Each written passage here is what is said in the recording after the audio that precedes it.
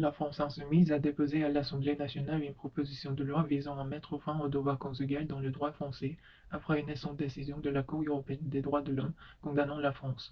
Le devoir conjugal, le devoir d'avoir des relations sexuelles avec son époux ou épouse, ne figure pas en tant que tel dans le Code civil. Mais selon ce dernier, les époux s'obligent mutuellement à une communauté de vie.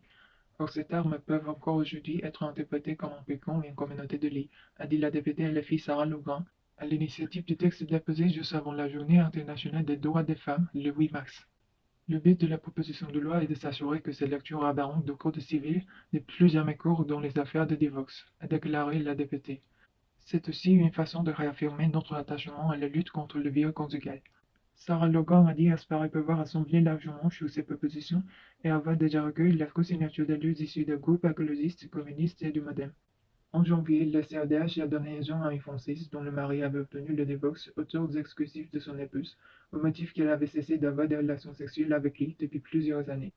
Dans son jugement, la Cour a souligné qu'une jurisprudence ancienne mais constante sur le devoir conjugal était encore régulièrement appliquée par les juridictions de première instance et d'appel.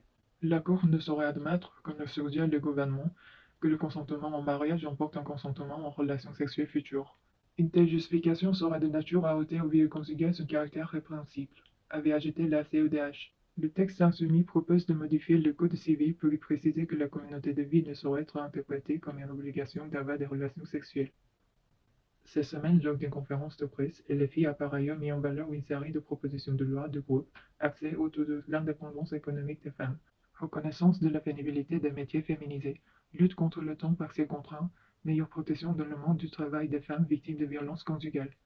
L'examen de toute proposition de loi dépend d'une éventuelle inscription à l'ordre du jour de l'Assemblée nationale, par exemple lors d'une semaine transpartisane.